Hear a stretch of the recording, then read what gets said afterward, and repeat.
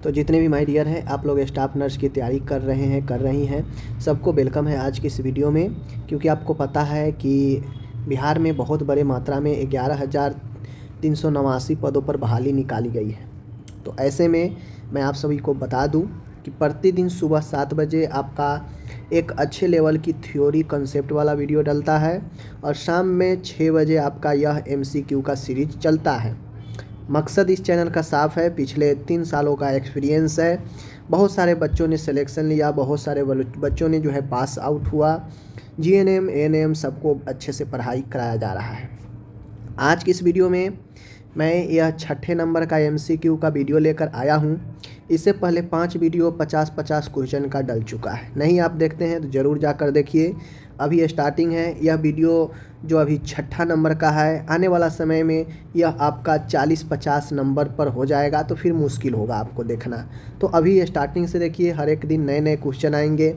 ऐसा नहीं है कि मैं हलवा क्वेश्चन लाता हूं जिसको देखकर आप जवाब दे सकते हैं, नहीं, सोचने वाला क्वेश्चन मैं यहाँ पे लाता हूँ, समझ गए। तो चलिए आज देखते हैं, शुरू करते हैं। क्वेश्चन कह रहा है निम्नलिखित में से कौन सा मैक्रो न्यूट्रिएंट नहीं है। यहाँ पे समझिए, 2 होता है, एक होता है माइक्रो और एक होता है मैक्रो, समझ लीजिए। तो जो माइक्रो कहेगा उसका मतलब होगा कि जो आपके भोजन में, जो आपके पोषण में बहुत सूक्ष्म मात्रा में मौजूद होगा वह माइक्रो होगा, समझ गए। मैक्रो का मतलब होता है कि जो आपके भोजन से अधिकतम मात्रा में प्राप्त हो सकता है, तो वो मैक्रो होगा, समझ गए।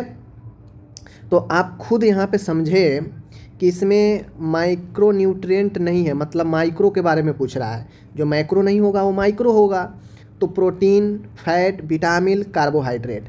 तो आप खुद सोचिए यहाँ पे कि इस तीनों में सबसे ज़्यादा हमारे भोजन, हमारे पोषण से कौन कौन मिल सकता है सबसे ज़्यादा। तो प्रोटीन भी आपको भोजन में काफ़ी मात्रा में मिलता है, फैट भी मिलता है, कार्बोहाइड्रेट भी ज़्यादा मिलता है। तो ये तीनों माइक्रो न्यूट्रिएंट में आ जाएगा। लेकिन विटामिन्स आप बहुत खाइएगा, अच्छे अच्छे चीज़ लीजिएगा ना, तब थोड़ा जाके आपको जो है विटामिन्स मिलेगा। तो विटामिन्स जो मिलता है यह जो है आपका माइक्रो होगा, समझ गए। जो भोजन से सूक्ष्म रूप में मिले वह विटामिन्स। दूसरा है, निम्न में से कौन सा वाटर सोलूबल विटामिन है। वाटर सोलूबल कहने का मतलब जो जल में घुलनशील हो। अपन जानते हैं 2 ही विटामिन है जो वाटर में घुलनशील है, विटामिन B है और विटामिन C है। बाकी के vitamin A, vitamin D, vitamin E, vitamin K, ये सब फैट में सोलूबल विटामिन है, समझ रहे हैं। तो ऑप्शन A गलत हो जाएगा, ऑप्शन D गलत हो जाएगा, ऑप्शन E गलत हो जाएगा। Water soluble vitamin option B right होगा। ओके, आगे हम नेक्स्ट क्वेश्चन है कि खाद्य पदार्थ में जो विटामिन E है सबसे ज़्यादा किस खाद्य पदार्थ में आपको मिलेंगे। मीट में, सनफ्लावर ऑयल में, वेजिटेबल में, फ्रूट्स में, किस में। तो राइट आंसर ऑप्शन नंबर जो है ऑप्शन B होगा, सनफ्लावर, ठीक है। आगे बढ़ रहे हैं। यहाँ पे विटामिन C की कमी से कौन सी बीमारी होती है। देखिए, ये जो मैं आज क्वेश्चन करा रहा हूँ ना, ये आपका CHO का क्वेश्चन है, कम्युनिटी हेल्थ ऑफिसर का है। इसके एग्ज़ाम में पूछे गए प्रश्न है। तो आप सभी देख सकते हैं, स्टाफ नर्स से कहीं ना कहीं ऊपर होता है कम्युनिटी हेल्थ ऑफिसर। भले ही इसका सैलरी जो है कम है, लेकिन CHO पोस्ट ऊपर है। तो उसके एग्ज़ाम का यह सब क्वेश्चन है। आज जो मैं 50 प्रश्न करा रहा हूँ ये सब CHO में पूछे गए प्रश्न हैं। तो आप लोग देखिए क्या लेवल होता है एग्ज़ाम का। तो अगर जो पढ़े होंगे थोड़ा सा बढ़िया सा, तो उनको जॉब हो जाएगा आपकी बार। विटामिन C की कमी से कौन सी बीमारी होती है। Night blindness, scurvy, rickets, beriberi. तो सबको पता है स्कर्वी होता है, नाइट ब्लाइंडनेस विटामिन A की कमी से, रिकेट्स D की कमी से, बेरीबेरी B की कमी से। समझ रहे हैं चीज़ों को। नेक्स्ट क्वेश्चन है यहाँ पे, बच्चे को पूरक आहार से शुरू कर देना चाहिए, यानी बच्चे को पूरक आहार कम्प्लीमेंट्री फीडिंग कब जो है शुरू कर देना चाहिए। सबसे पहले समझिए कम्प्लीमेंट्री फीडिंग होती क्या है। तो माय डियर, एक होता है exclusive breast feeding. Exclusive breast feeding जो होता है अप टू 6 मंथ जो है वो 100% कराना चाहिए। एक निश्चित स्तनपान का मतलब होता है, एक्सक्लूसिव ब्रेस्ट फीडिंग का मतलब होता है कि सिर्फ और सिर्फ ब्रेस्ट फीडिंग, अदरवाइज और कुछ नहीं, समझ रहे हैं। सिर्फ और सिर्फ ब्रेस्ट फीडिंग, ऊपर से कोई जो है मिलावट नहीं। लेकिन कम्प्लीमेंट्री का मतलब होता है कि कुछ ना कुछ जो है ऊपर से शुरू कर देना। ब्रेस्ट फीडिंग तो चलता ही रहेगा, लेकिन थोड़ी सी कोई भी आहार जो बच्चे के लिए हो ऊपर से दिया जाना चाहिए।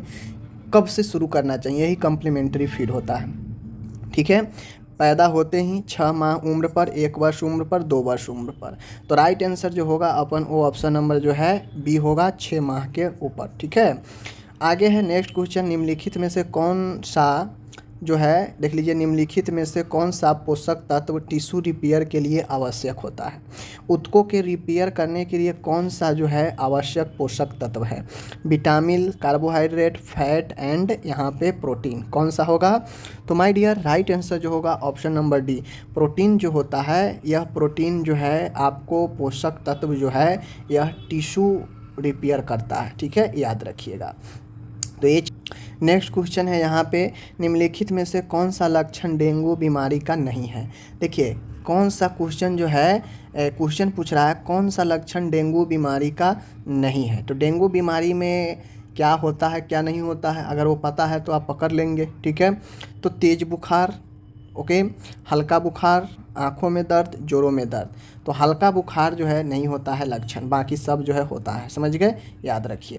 आगे है यहाँ पे VVM का फुल फॉर्म क्या होता है। VVM का vaccine viability monitor, vaccine vial monitor, vaccine verification monitor, viral viability monitor. ठीक है, तो राइट आंसर जो होगा vaccine vial monitor, option B right होगा। आगे बढ़ते हैं, 9वां है, 9 माह पर जो है विटामिन ए की डोज कितनी जो है होनी चाहिए। जैसे हम बच्चे को जो विटामिन ए का जो हम लोग देते हैं तो कितने जो है 9 माह में, यहाँ पे देखिए 9 माह पर हमें विटामिन ए की कितनी डोज जो है देनी चाहिए। तो देखिए right answer 5000 unit international unit, 1 lakh international unit, 2 lakh international unit and 3 lakh international unit. समझ रहे हैं। तो राइट आंसर जो होगा ऑप्शन नंबर अपना बी होगा, 9 माह पर 1 लाख यूनिट एंड 16 माह पर 2 लाख यूनिट। ओके, आगे बढ़ते हैं। 10वां क्वेश्चन है, किसी वस्तु या सतह को कोरोना वायरस से मुक्त करना है, संक्रमण मुक्त करना है, तो किस रासायनिक पदार्थ का उपयोग किया जा सकता है। फॉर्मल्डिहाइड का, मिथनॉल का, ठीक है, ग्लूटाल्डिहाइड का एंड सोडियम हाइपोक्लोराइड का। तो राइट आंसर कौन सा होगा। तो right answer option number D, sodium hypochlorite. Sodium hypochlorite जो होता है यह आपको सतह से बिल्कुल विसंक्रमित कर देगा, कोरोना वायरस हो या और भी अन्य वायरस हो। ठीक है, आगे बढ़ते हैं। 11 नंबर है, मल्टी ड्रग रेसिस्टेंट ट्यूबरक्लोसिस के इलाज की अवधि जो है कितनी होती है। समझ गए, कहने का मतलब है कि अगर MRDT अगर दिया जाता है किसी को टीबी में तो वह कितने समय तक दिया जा सकता है, उसका अवधि कितना होता है। क्योंकि यह एक थेरेपी होता है और थेरेपी जो है लंबा चलता है। समझ गए, कम से कम 6 से 8 माह, कम से कम 12 माह, कम से कम 20 से 24 माह, कम से कम 24 से 27 माह। तो राइट आंसर जो होगा ऑप्शन नंबर क्या होगा, डी होगा, 24 से 27 माह। ठीक, तो यहाँ पे देख सकते हैं आप लोग, मल्टी ड्रग रेसिस्टेंट हो गया, ऑप्शन डी इसका राइट होगा। आगे बढ़ते हैं। नेक्स्ट क्वेश्चन है यहाँ पे, कह रहा है कि गर्भवती महिला को टिटनस टॉक्साइड के 2 जो टीके हैं लगाने के बीच कम से कम कितना अंतराल होनी चाहिए। तो एक महिला है, अगर आप उसको जो है 2 टीके लगाते हैं तो कम से कम उसको जो है 2 टीकों के बीच में कम से कम 1 सप्ताह, कम से कम 2, कम से कम 4, कम से कम 12 सप्ताह, तो कम से कम 4 सप्ताह यानी 1 महीने का गैप होनी चाहिए। ठीक है, नेक्स्ट क्वेश्चन है, निम्नलिखित में से कौन सी वैक्सीन जन्म के समय दी जाती है। तो जन्म के समय कौन सी वैक्सीन देते हैं, देख लीजिए, BCG, OPV, hepatitis B, BCG, OPV, hepatitis C. ठीक है, BCG, उसके बाद है BCG, OPV एंड पेंटावायलेट। देखिए इतना नज़दीक जो है दिया गया है ऑप्शन कि बहुत लोग गलती कर लेंगे। तो राइट आंसर क्या होगा, ऑप्शन नंबर जो है ए होगा, इसको ध्यान में रखना है। ठीक है ना, गलत नहीं करना है, इन चीज़ों को आपको ध्यान में रखना है। आगे मैं बढ़ता हूँ। आगे है 14 नंबर क्वेश्चन है, कोविड-19 बीमारी का कारण क्या है। बैक्टीरिया है, वायरस है, फंगस है, प्रोटोजोआ है। देखिए बैक्टीरिया भी एक सूक्ष्मजीव है, वायरस भी सूक्ष्मजीव है, फंगस भी, प्रोटोजोआ भी, और ये सब सूक्ष्मजीव बीमारी पैदा करने वाला है। लेकिन कोई बैक्टीरिया है तो कोई वायरस है तो कोई फंगस है, सबका क्लासिफिकेशन अलग अलग है, समझ रहे हैं। तो राइट आंसर जो होगा ऑप्शन नंबर कौन सा होगा, ऑप्शन नंबर बी होगा, चूँकि कोविड एक वायरस वाला रोग था, समझ गए। टीबी क्या है, बैक्टीरिया वाला रोग है। आगे बढ़ते हैं, मानव शरीर में कितनी हड्डियां होती है, सबको पता है, कमेंट कर दीजिए आप लोग। नेक्स्ट है 16 नंबर क्वेश्चन है, टीबी की जांच के लिए किए जाने वाले ट्यूबरकुलिन टेस्ट को क्या कहते हैं। तो जो ट्यूबरकुलिन टेस्ट होता है, टीबी के जांच के लिए सिक टेस्ट जो कि डिप्थीरिया में होता है, समझ गए।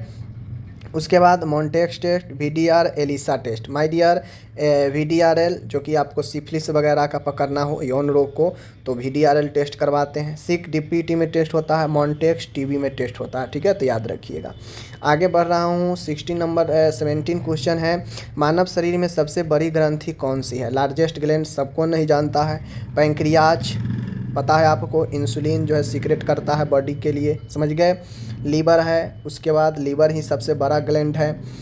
एस्प्लीन जो है जिसे हम प्लीहा कहते हैं, यहीं पे आरबीसी का जो है क्या होता है, ख़त्म होता है आकर, समझ गए। गाल ब्लडर जो होता है ये अपना पित्ताशय जो होता है वो है, समझ गए। आगे है 18 नंबर, टेस्टिस द्वारा बनाए जाने वाले हार्मोन कौन सा है। तो टेस्टिस जो हार्मोन बनाता है, testosterone, TSH, cortisol, insulin. My dear testosterone जो कि टेस्टिस बनाता है, जो कि एक पुरुष सेक्सुअल हार्मोन है। टीएसएच, ठीक है, थायराइड स्टिमुलेटिंग हार्मोन होता है। और उसके बाद कॉर्टिसोल जो कि आपको एड्रीनल ग्लैंड के द्वारा बनाया जाता है। इंसुलिन जो कि पैंक्रियाज के द्वारा बनाया जाता है, समझ गए। 19 क्वेश्चन है, लीवर में कार्बोहाइड्रेट किस रूप में स्टोर होता है। लीवर में जो कार्बोहाइड्रेट होता है किस रूप में स्टोर होता है, ग्लूकोज, सुक्रोज, ग्लैक्टोज, ग्लाइकोजन। तो राइट आंसर जो होगा कौन सा होगा, आपका ग्लाइकोजन होगा, समझ गए। आगे है 20 नंबर क्वेश्चन, किसी आबादी या समुदाय में कोई संक्रमित रोग के पहले रोगी को क्या कहते हैं। मान गए आपके गांव में, आपके मुहल्ला में किसी भी संक्रमण का पहला केस जो मिलेगा वह रोगी क्या कहलाएगा। तो वैसे रोगी जो है आपको क्या कहलाता है, वह कहलाता है प्राइमरी केस। जो फर्स्ट केस मिले वो प्राइमरी केस होता है किसी भी संक्रमण का। 21 है, विश्व स्वास्थ्य दिवस कब मनाया जाता है। 10 मई, 1 दिसंबर, 11 मार्च, 7 अप्रैल। तो विश्व स्वास्थ्य दिवस 7 अप्रैल, ऑप्शन डी राइट होगा। आगे है 22 नंबर है, भारत के वर्तमान राष्ट्रपति कौन है। माय डियर ये पुराना क्वेश्चन जो पूछा गया था पहले उस समय का दिया है, लेकिन वर्तमान में राष्ट्रपति कौन है आप लोग सब लोग जानते हैं। नहीं जानते हैं तो मैं बता दूं, अभी द्रौपदी जो मुर्मू है, द्रौपदी मुर्मू, वो हमारे देश के राष्ट्रपति हैं, समझ गए। एक क्वेश्चन सीएचओ में पूछा गया था पहले, इसलिए उस समय का है, समझ गए। और ये क्वेश्चन जो है आपके पूछा गया था आज से 3-4 साल पहले, समझ गए। तो मैं ये सारे क्वेश्चन इसीलिए करा रहा हूँ ताकि आपको प्रैक्टिस हो, आप देखें कि कैसे क्वेश्चंस पूछे जाते हैं, समझ गए। देखिए आगे है, एमटीपी एक्ट भारतीय संसद द्वारा किस वर्ष लागू किया गया। समझ रहे हैं ना, एमटीपी एक्ट पूछ रहा है कि किस वर्ष जो है लागू किया गया था। 1962 है, 1971 है, 1965 है, 1984 है। तो right answer option number B 1971, समझ गए। आगे है 24 नंबर का क्वेश्चन है, निम्नलिखित बीमारियों में से कौन सी बीमारी जो है भारत से उन्मूलन किया जा चुका है, यानी उसे खत्मा का घोषणा किया जा चुका है। माय डियर क्षय रोग, मलेरिया, पोलियो, एड्स। तो भारत को पोलियो मुक्त घोषित किया जा चुका है, आप सभी को पता होगा। तो ऑप्शन नंबर जो है सी पोलियो। बाकी टीबी तो अभी भी चल रहा है, मलेरिया भी हो ही रहा है, एड्स भी लोगों को तो हो ही रहा है, समझ गए। 25 है, हरित क्रांति का आह्वान किसने किया। बहुत अच्छा क्वेश्चन है, बार बार पूछा जाता है कि हरित क्रांति का जो है आह्वान किसने किया। वर्गीज कुनियन, त्रिभुवन दास पटेल, एमएस स्वामीनाथन और एमएस दलैया। तो राइट आंसर जो होगा, ग्रीन रिवॉल्यूशन का जो आह्वान है वह एमएस स्वामीनाथन के द्वारा किया गया। 26 है, भारत में स्वच्छ भारत अभियान की शुभारंभ कब की गई? लेटेस्ट क्वेश्चन है, इस चीज़ को ध्यान में रखिएगा। तो माय डियर, राइट आंसर जो इसका होने वाला है वह होने वाला है कौन सा? पहले देखिए 2 सितंबर 14, 2 अक्टूबर 2014 एंड 15 अगस्त 2014 एंड 2 अक्टूबर 2013। तो लेटेस्ट क्वेश्चन आपको घुमाने के लिए इसी प्रकार से पूछ देगा, क्लोज ऑप्शन दे देगा, ताकि आप जो है घूमते रह जाए, खोजते रह जाए। इसका राइट आंसर क्या होगा? महात्मा गांधी के जन्म दिवस पर 2 अक्टूबर 2014 को स्वच्छ मिशन जो है शुरू की गई। समझ गए? आगे है 27 नंबर है, निम्नलिखित में से कौन सी प्रक्रिया को ग्लोबल वार्मिंग का जिम्मेदार ठहराया गया है? तो ग्लोबल वार्मिंग का जो जिम्मेदार ठहराया गया है वो कौन सा है? ग्रीन हाउस इफेक्ट है, कोयला खदानों में आग, ठीक है, सूखी खेती, मानसून। तो ग्रीन हाउस जो इफ़ेक्ट है, option number A, green house effect जो है जिम्मेदार है ग्लोबल वार्मिंग के लिए। जितना आप जो है इस ग्रीन हाउस इफ़ेक्ट जो है प्रभावित होगा, उतना ग्लोबल वार्मिंग बढ़ेगा। समझ रहे हैं? ऑप्शन ए राइट होगा। आगे है 28 नंबर का क्वेश्चन है, निम्नलिखित में से कौन सा रोग फीको ओरल, फीको मतलब समझ रहे हैं, जो फीकल के द्वारा, मल के द्वारा, और ओरल मतलब मुंह के माध्यम से नहीं फैलता है? खसरा, टाइफाइड, कोलेरा है या हेपेटाइटिस ए? तो माय डियर, राइट आंसर क्या होगा? तो राइट आंसर जो होगा वो 28 का जो है देख सकते हैं ए होगा। खसरा जो होता है, जिसे मिजल्स कहते हैं, यह ओरल फीकल से नहीं फैलता है। बाकी इसमें सब फैल सकता है, टाइफाइड भी, हैजा भी, हेपेटाइटिस ए भी फैल सकता है ओरल फीकल से, लेकिन खसरा नहीं फैल सकता है। समझ गए? 29 नंबर्स का क्वेश्चन है, दस्त रोगी में मृत्यु का मुख्य कारण क्या होता है? यानी डायरिया अगर किसी को होता है तो उसमें मुख्य जो कारण होता है क्या होता है? मृत्यु का। उल्टी, पेट में दर्द जो है, या निर्जलीकरण, या सुस्ती। तो माय डियर, मैं आपको यहाँ पे क्लियर कर दूँ कि जो मृत्यु होता है दस्त में, सबसे ज़्यादा कारण जो बनता है वो निर्जलीकरण, डिहाइड्रेशन। बहुत ज़्यादा दस्त में शरीर से पानी निकल जाता है, जिससे शरीर में पानी की कमी हो जाती है और फिर व्यक्ति का डेथ हो जाता है। ठीक है, तो ऑप्शन डी राइट होगा, इसीलिए ORS का घोल दिया जाता है। 30 क्वेश्चन है, निम्नलिखित में से 5 वर्ष से छोटे बच्चों की मृत्यु का मुख्य कारण क्या है? दस्त रोग, निमोनिया, खसरा, छोटी माता। तो बच्चे में भी मृत्यु का सबसे ज़्यादा जो कारण होता है वह ऑप्शन नंबर कौन सा होगा? वो ऑप्शन नंबर निमोनिया होगा। बच्चे में देखते होइएगा, अक्सर बच्चे में सुनने को मिलता है निमोनिया हो गया है।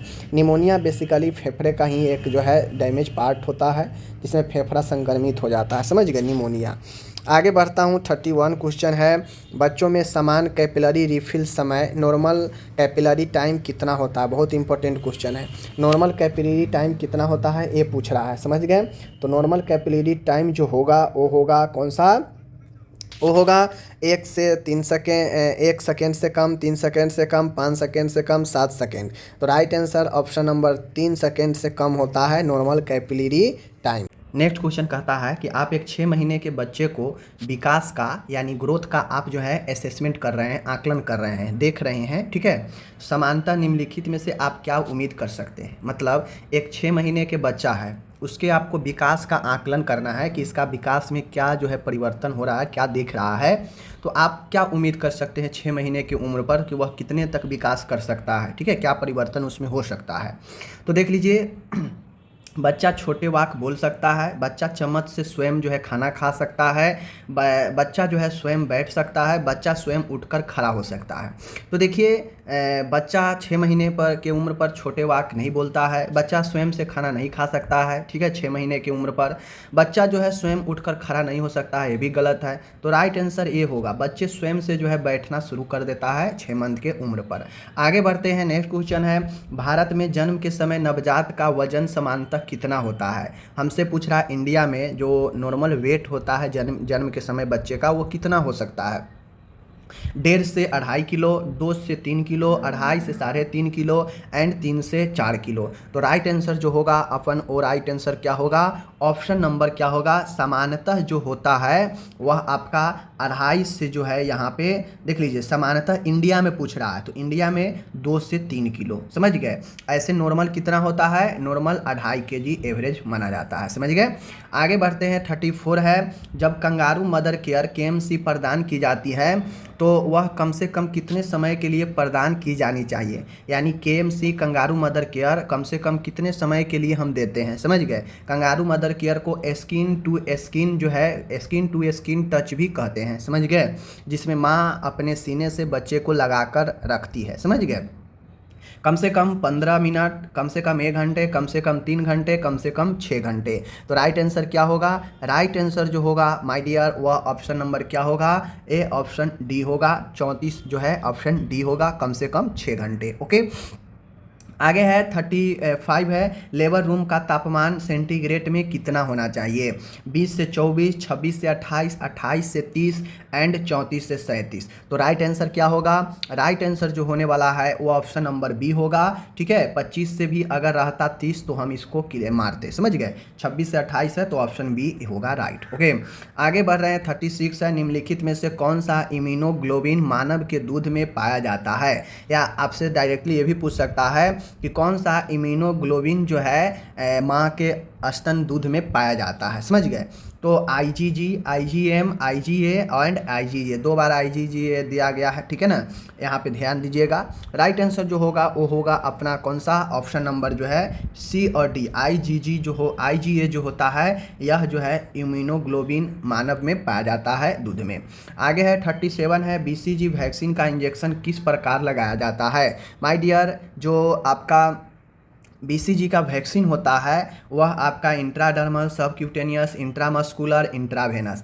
आपको पता है इंट्रावेनस होता नहीं है, इंट्रामस्कुलर होता नहीं है, सबक्यूटेनियस होता नहीं है, तो इंट्राडर्मल राइट आंसर होगा। ओके, आगे है 38 है, कॉप्लिक स्पॉट किस बीमारी में देखने को मिलते हैं। तो कॉप्लिक स्पॉट छोटी माता में, चिकन पॉक्स जिसे बोलते हैं, मम्स में जिसे गलसुआ बोलते हैं, मिजल्स खसरा में या पोलियो में। तो कॉप्लिक स्पॉट जो धब्बा बनता है तो वो जो है आपको मिजल्स में देखने को मिलता है। C option is the right answer.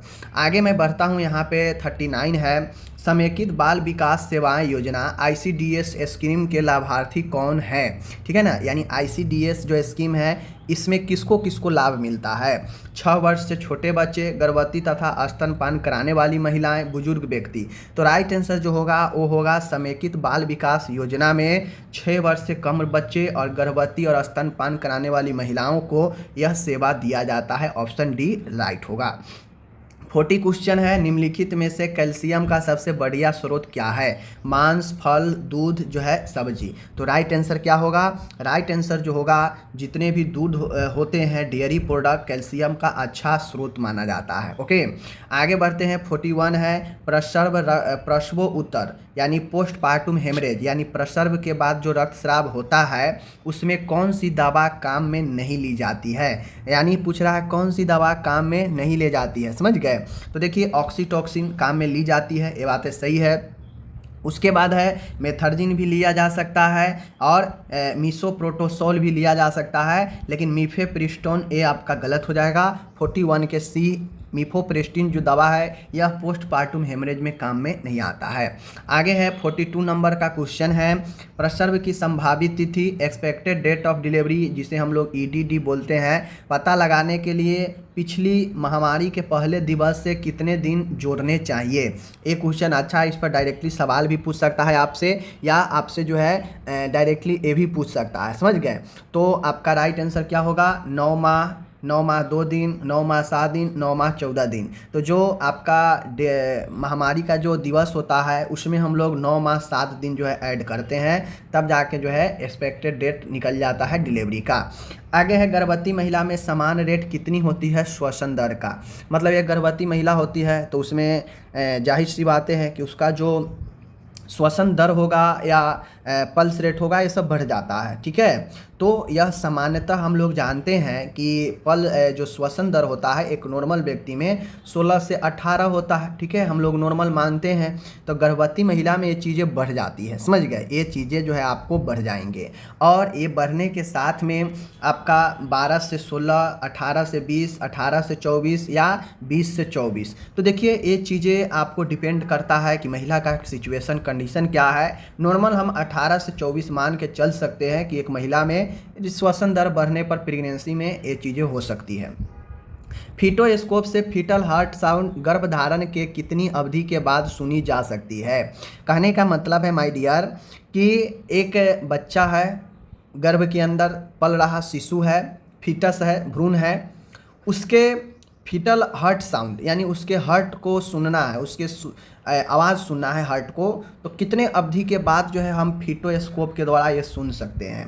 समझ गए। 12 सप्ताह, 20 सप्ताह, 24 सप्ताह और 32 सप्ताह। तो गर्भधारण के लगभग 20 सप्ताह में आप जो है फीटल का साउंड, हार्ट साउंड सुन सकते हैं फीटोस्कोप के मदद से। समझ रहे हैं।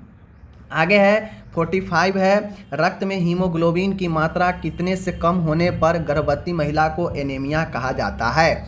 माय डियर, राइट आंसर क्या होगा इसका कि एक महिला में हीमोग्लोबिन की मात्रा गर्भवती के कंडीशन में कितना लेवल से कम चल जाए तो एनीमिया में आएगा।